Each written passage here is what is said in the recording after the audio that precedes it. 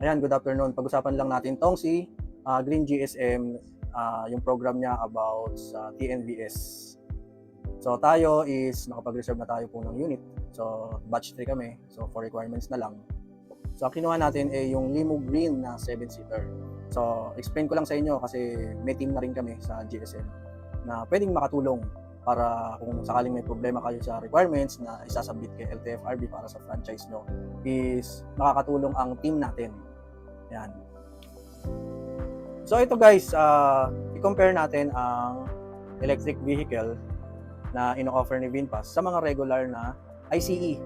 Yon, yung mga gumagamit ng gasoline at fuel. And alam naman natin kung gaano kataas ang fuel sa ngayon.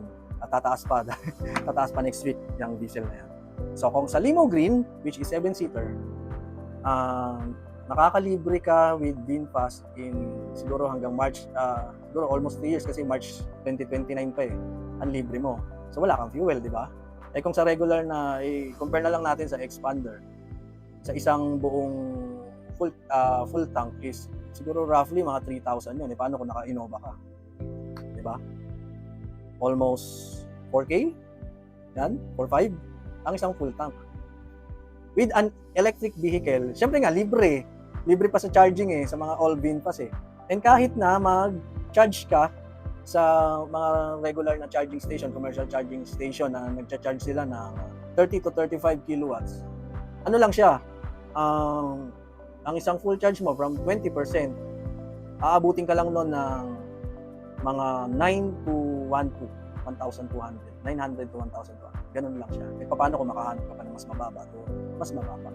So, yung income mo, since, syempre, libre ni VinFast, so VinFast ka magcha-charge. And wala naman problema yon kasi nakikita sa apps. Halimbawa, napadpad ka sa Makati, ituturo ng apps kung saan ka nakalocate, ituturo niya kung saan malapit na charging na available, meron si VinFast. So, yun ang kagandahan. Na-check natin sa apps natin kung saan may malapit na charging station. So, siguro kung ano naman siya eh, kahit naman 70% or 50%, pwede ka na mag-charge. Parang cellphone lang natin yan. Ganon. Hindi naman kailangan mababa na, tsaka lang. And sa Limo Green na lang ang pinag-uusapan natin. Kayang tumakbo nito na ng up to 460 kilometers. Yan. Ang isang full charge. Yan ang kagandahan. And sa biyahe mo naman sa isang whole day, hindi mo naman kayang maubos yun eh. Actually, pang 2 days yun sa bumabiyahe as TNVS sa ngayon. Kasi for me, experience ko talaga ngayon, nakakagamit ako ng 180 to 220 kilometers per day as pagbiyahe ko sa TNVS. Yan, naka-multi-apps tayo, InDrive, Joyride, Grab. Yan. So yun, so kung nagagas ka ng kung nagagas ako ng 1,000, kasi ako, umuwi ako eh, ng naka-full tank na, ibinabalik ko lang lagi. So sa biyahe ko, kung nakaka 3.5 to 4K ako, ang naigagas ko doon is 1,000 to, siguro, depende na rin sa ikot. Minsan sumusobra, nag-1-2 ako ng gas. Depende sa ikot na rin yun. So, yun, masisave ko na yun dahil libre. Wala akong fuel. Libre kay VinFast. So, masisave ko na yung, sabihin na natin 1,000. Eh, kung 24 days na ako bumabiyahe. So, kasi, yun naman talaga eh. Kasi talaga nag-ano ako eh. May mga ginagawa rin tayo. So, 24 days, may 24,000 ako. So, ganun lang. So, kung na-explain ko lang kung gaano ka-convenient itong EV, electric vehicle. Pero huwag kayong mag-alala kasi paparamihin pa ni VinFast yan, yung mga charging station. Yan, paparamihin niya pa talaga yan. And alam niyo ba na ang revenue na makukuha mo since may apps is 10% lang ang commission niya na kukuhanin sa first year. And then the rest is 15% dahil nga syempre kailangan niya magbigay ng mga incentives or promos. So kakailanganin niya rin yung 5% para i-market at hindi mapabayaan ang system o ang program. So, kailangan niya rin ng budget. Kaya, kumurot lang siya ng 5%. Pero, 1 year is 10%. So, talagang ang laki ng kikitain dito. So, depende sa biyahe mo. So, tayo naman, pag nasasarapan sa biyahe, tuloy-tuloy yan eh. Ganun lang. So, ayan, explain ko na kung paano ang possible earnings mo at yung masisave mo. Ito, paano nga ba itong Green GSM TNVS program? It's a rental vehicle program which is electric vehicle. Merong 7-seater at 4-seater. Pero syempre, kung gusto mo mas malaki ang earnings mo, 7-seater ka. So, explain ko paano daily rental. So para siyang boundary hulog, daily. Bakit ko sinabing boundary hulog? Kasi pwedeng mapasa iyo ang sasakyan basta matapos mo ang contract. Explain ko lang yan later. So ganito, kung limo green ang kinuha mo, which is 7-seater, ang daily niya is 1,350. Yun, 1,350. And then kung 4-seater naman is 1,050. But sa first 18 months, magkakaroon ka ng sa limo green na 300 pesos safety deposit daily. Sa first 18 months yan. So from 1,350 magiging 1,650 siya. And then yung sa 4-seater naman is 250, so magiging 1,300 siya. Sa 18 months lang. Ano tong safety deposit na to? Ang safety deposit na ito ay mai-rebate din sa iyo after 5 years. Kung natapos mo ng program, ibabalik din po sa inyo to. So may ipon yung 300, so roughly mga 130 plus K yun. So ibabalik po sa inyo yon, which is dahil nga 5,000 lang ang hiningi ni VinFast Green SM. So okay lang na mag-ask siya ng safety deposit para din naman sa security niya. Baka may mangyari sa unit o itakbo na yung unit ganun, 'di ba? Safety deposit 'yon na ibabalik din sa inyo after 5 years. So ayun after 5 years. And then naka-ready na po siya na 'di ba, alam niyo naman yung mga green taxi sa Manila, which is ang daming tumatangkilik dahil well maintained at syempre electric vehicle, tahimik. 'Yon. Hindi na po kinakaya ng mga bookings nila. So from daily is umaabot sila ng 6,000 to 8,000 ang demand ng booking sa taxi, which is ang nakikater nila is 2,500 to 3,000 lang. Kaya nilaunch nila itong program na ito. So ano ang benefits sa program na ito? 'Di ba? Una, libre ang charging mo hanggang March 31, 2029. So almost 3 years pa libre. Imagine wala kang alalahanin sa fuel cost, 'di ba? Kasi nga electric 'di ba? Tapos libre pa ang charging mo. So ang problema mo na lang is yung daily mo, the rest income na. Pangalawa, sila na ang bahala sa LTFRB. Ito nga yung franchise sa LTFRB, alam niyo ba kung magkano 'yon? Kung sa regular TNBS and hindi mo pa sigurado kung magkakaroon ka ng slot, mababa na ang 50 mil ngayon ng mga palakad. Yan. So dahil nga may binigay sa LTFRB na slot, which is limited, very limited to. Alam naman natin sa LTFRB, mga 1,000 lang yan kung magbigay.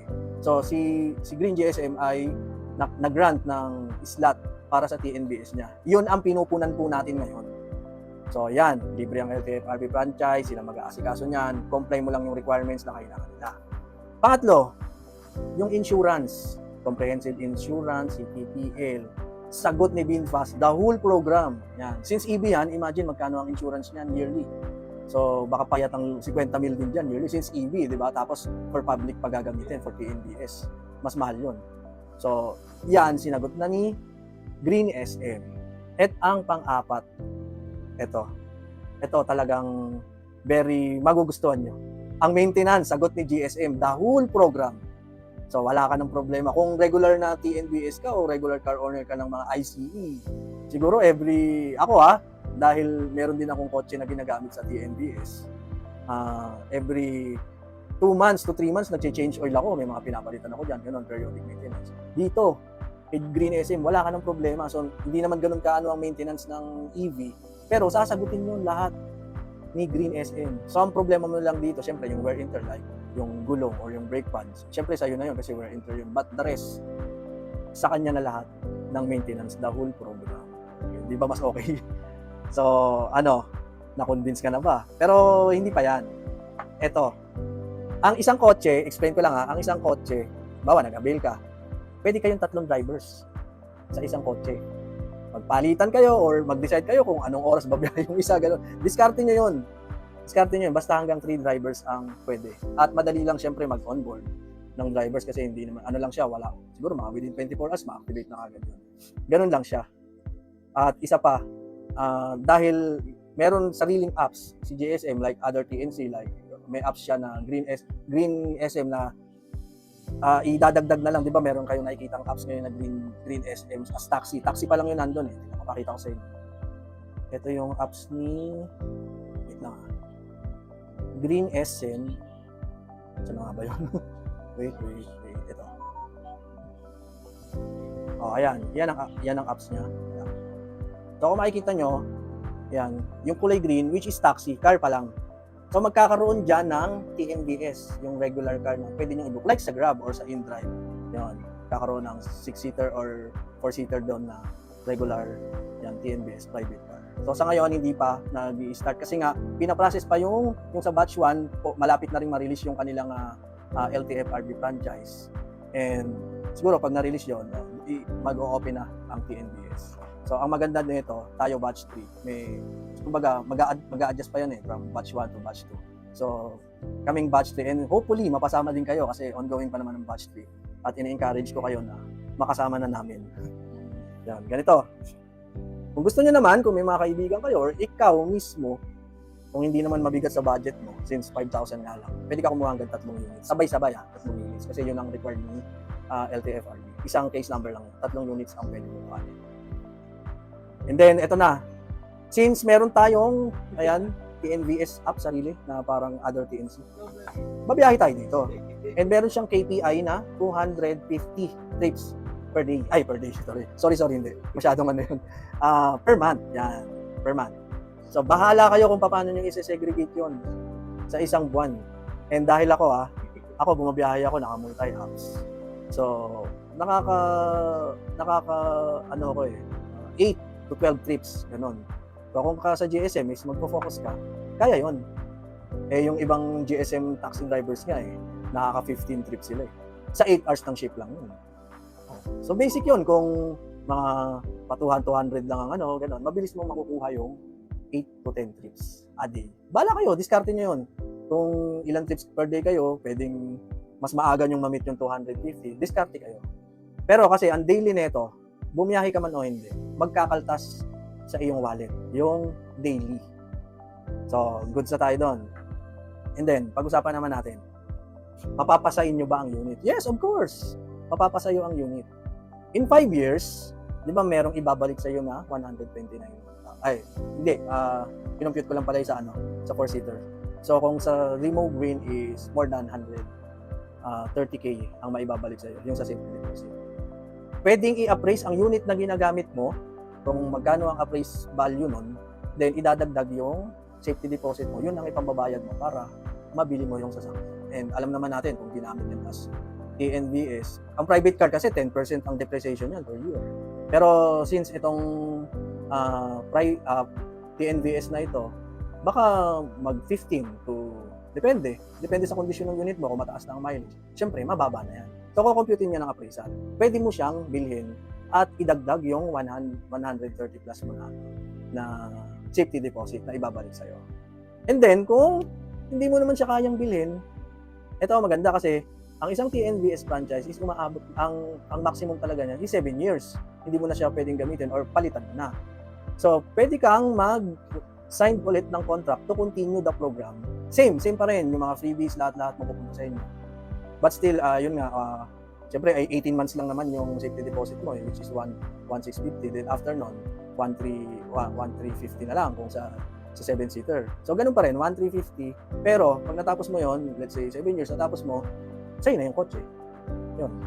Ganun yung talagang the whole program is, kung tutuusin, kung hindi mo bibilin yung unit, i-continue mo lang ng roughly 2 years, hanggang yun lang naman kasi ang required ng LTFRB. Sa'yo na yun. So, yun lang. I guess, ano pa ba? Meron pa bang questions na ikaw? May question ka ba? Siguro natakil ko na lahat. So, eto yung pagre-reserve ng unit is pwede kong isend sa inyo yung QR code, makapag-reserve na lang kayo, pero yun nga, direct naman yun sa VinFast and mag-i-email naman sa inyo ng order confirmation nyo.